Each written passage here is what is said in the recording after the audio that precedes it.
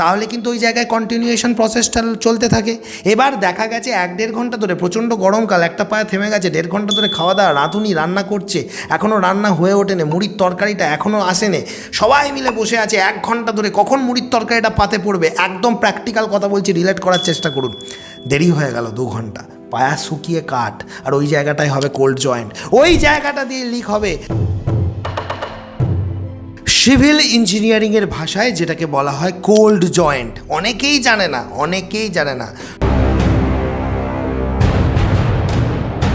সদ্য ঢালাই হচ্ছে, ধরুন সদ্য ঢালাই হচ্ছে, তো এমতো অবস্থায় ঢালাই হতে ঢালাই যে অঞ্চলটা কিছুটা আগে হয়েছে সেটা শুকিয়ে গেছে, আর তারপরে আবার যখন মশলা পড়ছে সেই শুকিয়ে যাওয়া অংশটা আর নতুন অংশের সাথে কিছুতেই ম্যাচ হয় না। বিশেষ করে আমাদের ছাদ ঢালাইয়ের ক্ষেত্রে এটা প্রচুর পরিমাণে হয়। যখন মিস্ত্রিরা, বাংলা ভাষায় বলবো, পায়া বানায়, পায়া অর্থাৎ মিস্ত্রিরা প্রথমে ছাদ ঢালাইয়ের ক্ষেত্রে দেখা যায় কি, যে বিমগুলোর উপরে, মানে এক একটা স্ল্যাবকে যখন ফিল করা হয়, পোর করা হয়, তখন দেখা যায় একটা ছক তারা কষে নেয় যে এই দুটো বিমকে আমরা আগে ঢেলে নেবো, বিমের উপরে মশলাটা দিয়ে দেবো, যেটাকে তারা বলে পায়া। অনেকেই হয়তো রিলেট করতে পারবেন যারা কাজগুলো করেন এবং যারা কাজ দেখেছেনও। তো এই পায়াগুলো প্রথমে ঢেলে নেওয়া হয়। ধরো একটা লম্বা অংশ, ধরো দেখা যাচ্ছে 40 ফুট লম্বা, এবার 40 ফুট লম্বা দুটো বিম, রানিং বিম দুটোকে ঢেলে নেওয়া হলো। এবার ওই দুটো বিমের উপর মশলা পড়লো, বিমের উপর স্ল্যাবের কিছুটা অংশ মশলা পড়ে গেল, যেগুলোকে মিস্ত্রিরা তাদের লোকাল ল্যাঙ্গুয়েজে পায়া বলে, পায়া ঢালাই হয়ে গেল।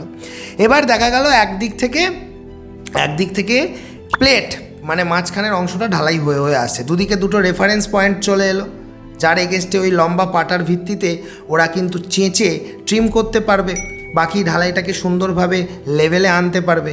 সেই জন্য ওই দুটো রেফারেন্স যে লাইন, সেটাকে ওরা পায়া বলে, সেই অনুযায়ী এবার ঢালাই চালু হয়েছে।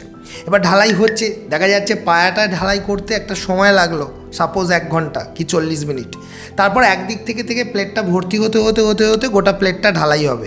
এমতো অবস্থায় সেই পায়াগুলো টেনে যায়। অর্থাৎ আমরা জানি initial setting time of cement কি, initial setting time of cement হচ্ছে 30 মিনিটস।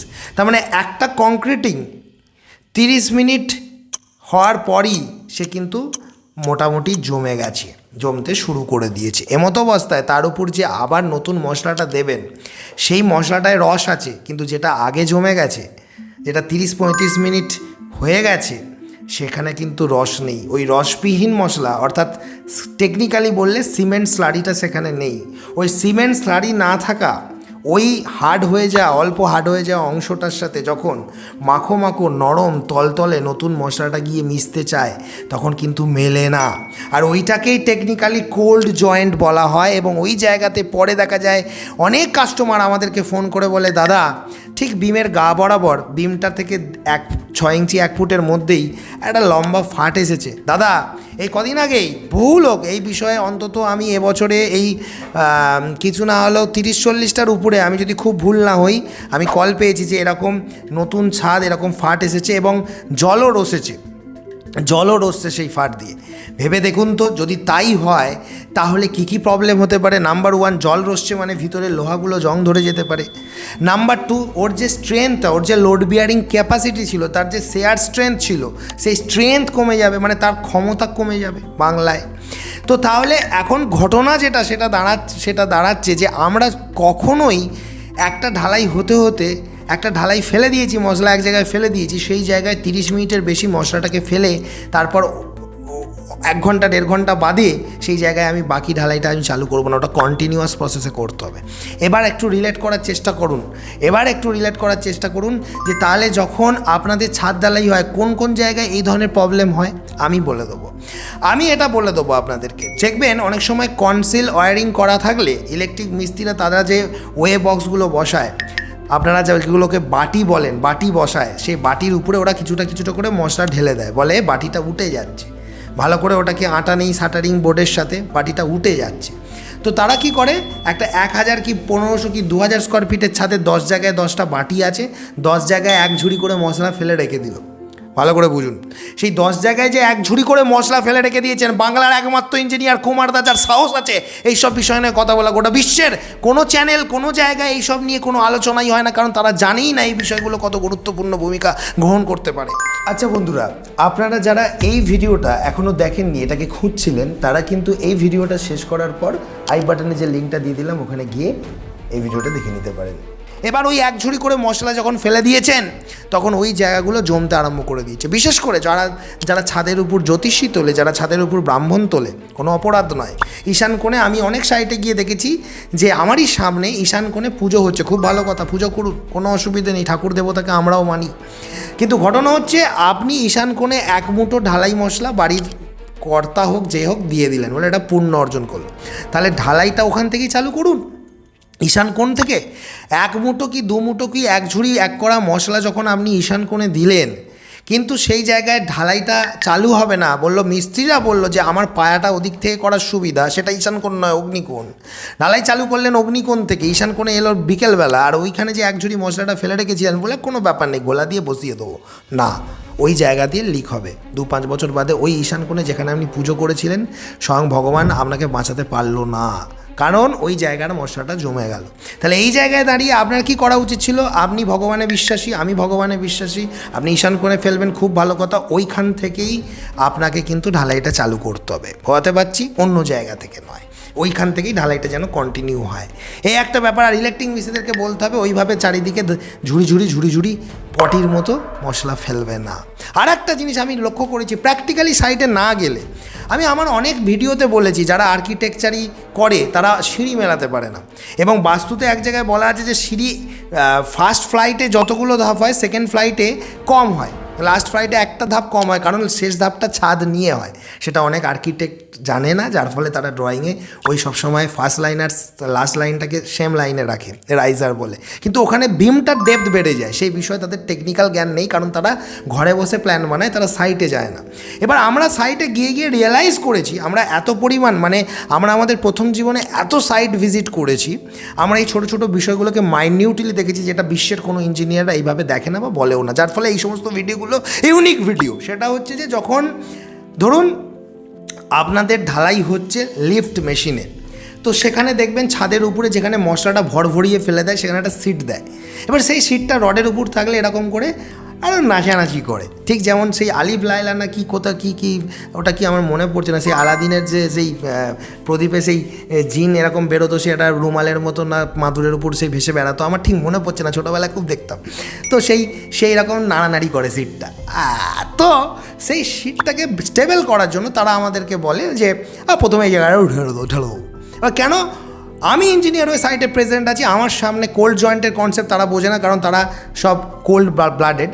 তো যাই হোক, এখন যেটা ব্যাপার সেটা হচ্ছে যে ধরে নিলাম ওইখানে তারা ওই রকম ওই মাদুরটাকে ঠিক রাখার জন্য যেটা নাচানাচি করছে, নিচে একটা মশলা ঢেলে দিল, আর সেই জায়গাটা ঢালাই করবে সবার শেষে, কারণ ওখানে লিফট লাগানো আছে। তাহলে বোঝাতে পারছি, তাহলে ওই জায়গাটাতে জয়েন্ট যেগুলো হবে আপনি যতই খুঁচিয়ে দিয়ে, আমরা অনেক সময় বলি দাদা এরকম তো সিচুয়েশন হবেই সাইটে, সেক্ষেত্রে কী করব, সেটাও ভিডিওর শেষে আসছি। সেক্ষেত্রে কী করবেন, আমরা সবসময় বলি চেষ্টা করুন। এবার এখানে অনেক সময় বলে দাদা আপনি মানুষকে মেরে ফেলবেন নাকি, কিন্তু না, আমি মানুষ মারতে আসিনি, আমি ভিডিও বানাচ্ছি, আমি মানুষকে সচেতন করতেছি। কীরকম বলি, আমি ম্যাক্সিমাম সাইটে গিয়ে দেখেছি এরকম একটা পায়া করে, মানে একটা বিশাল বড় ছাদ ঢালাই হচ্ছে, একটা পায়া করে মিস্ত্রি বলছে এবার আমরা খেতে নামবো, ঢালাই মেশিন স্বাভাবিক খেতে নামবো, রোটেশনাল ডিউটি করতে বলি যে 4-5 জন খেতে নামবো, বাকি 4-5 জন কন্টিনিউ করো, ওইভাবে হয় না, সবাই মিলে একসাথে খেতে নেমে পড়ে হুড়হুড়িয়ে, 1 ঘন্টা ধরে ব্রেক চলে, সেই সময় কি চলে, খাওয়া দাওয়া। ঠিক আছে, খাওয়া দাওয়া করছো, খুব ভালো কথা, মানুষ তো না খেয়ে কাজ করবে না, সবাই তো পেটের দায়, আমিও ভিডিও বানাচ্ছি পেটের দায়ে, ঠিক আছে। এখন ঘটনা যেটা সেটা হচ্ছে যে খাবো তো বটেই, কিন্তু আমরা সবাই মিলে 10 জনই একসাথে কেন খেতে নামবো? যদি 5 জন মিস্ত্রি খেতে নামে, সেই বাকি 5 জন মিস্ত্রি কাজ করে, একইভাবে সেটা ঢালাইয়ের ক্ষেত্রেও করা যায়, তাহলে কিন্তু ওই জায়গায় কন্টিনিউয়েশন প্রসেসটা চলতে থাকে। এবার দেখা গেছে 1-1.5 ঘন্টা ধরে, প্রচণ্ড গরমকাল, একটা পায়ে থেমে গেছে, 1.5 ঘন্টা ধরে খাওয়া দাওয়া, রাঁধুনি রান্না করছে, এখনও রান্না হয়ে ওঠেনি, মুড়ির তরকারিটা এখনও আসেনি, সবাই মিলে বসে আছে 1 ঘন্টা ধরে, কখন মুড়ির তরকারিটা পাতে পড়বে, একদম প্র্যাকটিক্যাল কথা বলছি, রিলেট করার চেষ্টা করুন। দেরি হয়ে গেল 2 ঘন্টা, পায়া শুকিয়ে কাঠ, আর ওই জায়গাটায় হবে কোল্ড জয়েন্ট, ওই জায়গাটা দিয়ে লিক হবে। তারপর ইঞ্জিনিয়ারকে বলবেন এটা কেন হলো, কিসের জন্য হলো, আমি তো ভালো সিমেন্ট ইউজ করেছি, দোষটা কি সিমেন্টের? না, সবসময় সিমেন্টের দোষ দিতে যাবেন না, আগে বুঝতে শিখুন টার্মগুলো। তার মানে একটা জিনিস পরিষ্কার বোঝা গেল, আমি যখন ঢালাই চালু করছি, আমি যখন একটা দিক থেকে ঢেলে ঢেলে আসছি, 30 মিনিট হওয়ার আগেই সেই জায়গায় মশলা ঢেলে রেখেছি, সেই জায়গায় আবার ঢেলে দিতে হবে এবং ঢালার সময় আমাকে পুরনো মশলাটাকে খুঁচিয়ে তার সাথে মাখিয়ে ভাইব্রেটার দিয়ে গুলিয়ে দিতে হবে। এবং সেই কাজটা পারফেক্টলি করার জন্য আপনাদের যতটা লেবার মিস্ত্রি প্রয়োজন, যেভাবে প্রয়োজন সেইভাবে আগে থেকে প্ল্যান করে নিতে হবে যে কাজটা এইভাবে আমাদেরকে করতে হবে, তা নাহলে কিন্তু লিক হওয়ার সম্ভাবনা বেড়ে যায়। আচ্ছা বন্ধুরা, আপনারা যারা এই ভিডিওটা এখনও দেখেননি, এটাকে খুঁজছিলেন, তারা কিন্তু এই ভিডিওটা শেষ করার পর আই বাটনে যে লিঙ্কটা দিয়ে দিলাম ওখানে গিয়ে এই ভিডিওটা দেখে নিতে পারেন। এবার যেসব ক্ষেত্রে হয়েই যাবে তারা কি করবে, সেই সব জায়গাতে বিভিন্ন ধরনের ইপক্সি কেমিক্যাল ইউজ করা হয়। যেমন আমি যদি বলি, আমরা অনেক সময় যেমন বলি যে URP 301 ইউজ করো, 1:1 রেশিওতে বন্ড কেমিক্যাল হিসেবে খুব ভালো কাজ করে। নিটো বন্ড EP ইউজ করো, সেটাও দুটো প্রোডাক্ট থাকে, দুটো প্রোডাক্টকে ভালো করে মিশিয়ে নিয়ে যেখানটা মনে হচ্ছে একটু বেশি জমে গেছে সেই জায়গায় লাগিয়ে দাও এবং সেটা লাগানোর পর তো চ্যাটচ্যাটে থাকে, ওই চ্যাটচ্যাটে আঠালো অবস্থাতেই ঢালাইটা কিন্তু চালু করতে হবে, খুব ভালো বন্ডিং দেবে। কিন্তু শুকিয়ে গেলে কিন্তু ওই নিটো বন্ডের আর কোনো কাজ নেই, শুকিয়ে গেলে তখন আবার চেঁচে ওটাকে তুলে আবার ওই জায়গায় লাগিয়ে, কারণ ওই দুটো প্রোডাক্টকে মিশিয়ে যে ওই যে ভালো করে গুলিয়ে যখন আপনি ওই গ্রে কালারটা বানিয়ে যখন লাগাচ্ছেন, তখন ওই সময় যে চ্যাটচ্যাটে ভাবটা রয়েছে সেই সময়ই কিন্তু কাঁচা মশলা ঢালাইটা ওখানে করে দিতে হবে। তো এই বিষয়গুলোই হচ্ছে আজকের মূল বিষয়। তার মানে আপনারা যে শুধুমাত্র পুরনো ঢালাই মানে আগেকার এক্সিস্টিং বাড়ির ছাদের সাথে নতুন ছাদ জয়েন্টের ক্ষেত্রেই ওইখানে URP 301 বা বন্ড কেমিক্যালগুলো লাগাবেন তা নয়। অনেক সময় নতুন ছাদ হওয়ার সময়ও যে থেমে যায়, মুড়ি খেতে নেবেছে লেবার মিস্ত্রিরা বা খেতে নেবেছে বা যে কোনো কারণে ওই থামা জায়গাগুলোতেও কিন্তু এই নিটো বন্ড বা এই ধরনের যে URP 301 এই ধরনের যে প্রোডাক্টগুলো আছে এগুলো ইউজ করা যায়। কে শেখাচ্ছে? কুমারদা। তাই এই ভিডিওগুলো গুরুত্ব বুঝতে শিখুন। অনেকেই আমাকে বিভিন্ন প্ল্যাটফর্মে পাগল বলে থাকে, আমার তাতে কোনো দুঃখ নেই, কিন্তু আমি জানি আমি কি করছি, আমি জানি আমার পথ, আমার সামনের পথ আমি দেখতে পাচ্ছি। তাই যারা এই বিষয়গুলোকে সিরিয়াসলি নিচ্ছে না তাদের কিন্তু পিছনে মাছ ঢুকবেই। হ্যাঁ, আমি পাগলের মতো 4-5 বছর ধরে ভিডিও বানিয়ে যাচ্ছি, অনেকে শিখছে অনেকে শিখছে না, অনেকে ভাবছে এগুলো আবার কি দেখবো, ওটা বিশ্বে এই ভিডিও নেই, বাংলায় বলা হচ্ছে বলে ভিডিওগুলোর ইম্প্যাক্ট যদি মনে হয় কম পড়ছে, যাদের হচ্ছে তারা বুঝে নেবে তাদের সাথে কি হচ্ছে। এই ভিডিওগুলোর তো কোনো সীমা নেই, বিশ্বের যে কোনো প্রান্ত থেকেই মানুষ এই ভিডিওগুলো দেখছে এবং সচেতন হচ্ছে। এখনও এমন প্রত্যন্ত জায়গা রয়েছে যেখানে দেখা যাচ্ছে কোনো ইঞ্জিনিয়ারই নেই, হয়তো এমনও জায়গা রয়েছে যেখানে ইঞ্জিনিয়ার আছে, কিন্তু তারা যখন দেখছে যে এইরকম ভিডিওতে যা যা বলা হচ্ছে সেই অনুযায়ী তাদের কাজ হচ্ছে না বা তাদের কনফিউশন তৈরি হচ্ছে, তখন তারা মনে করছে যে একবার যদি এই ইঞ্জিনিয়ার কিংশুক কুমার অর্থাৎ আমার সাথে বা কুমার স্যারের সাথে যদি আপনারা কথা বলতে পারতেন কতই না ভালো হতো। তার জন্য আমরা একটা সুবিধা রেখেছি, যেটা হচ্ছে যে মাত্র 200 টাকার বিনিময়ে 10 মিনিট সরাসরি আপনার গভীর থেকে গভীরতম সমস্যার ছবি ও ভিডিও পাঠিয়ে আমাদের থেকে সমাধান নিতে পারেন এবং তার জন্য না আপনাকে আমাদের অফিসে আসতে হবে না আমরা ওখানে যাব, অর্থাৎ সম্পূর্ণ ফোন কলের দ্বারাই এটা পেতে পারেন। সোমবার আমাদের অফিস বন্ধ, সোমবার বাদে যে কোনো দিন বিকাল 5টা থেকে 7টায় সাধারণত এই অ্যাপয়েন্টমেন্টটা দেওয়া হয়, এছাড়া সকাল 10টা থেকে 12টার মধ্যেও পেতে পারেন, তবে সেটা শর্ত সাপেক্ষ। এছাড়া আমাদের কাছে বিভিন্ন ধরনের পরিষেবা রয়েছে, 3D ড্রয়িং, 2D ড্রয়িং, সেই একটা চার্টও আমি আপনাদেরকে দেখাচ্ছি। 2026 সালের যে নতুন চার্ট আমরা দিয়েছি সেটা পেতে গেলে আপনারা সবসময় আমাদের হোয়াটসঅ্যাপ নাম্বারে হোয়াটসঅ্যাপে লিখবেন যে স্যারের সাথে অ্যাপয়েন্টমেন্ট নিতে চাই বা আপনাদের পরিষেবা চার্টটা পাঠান।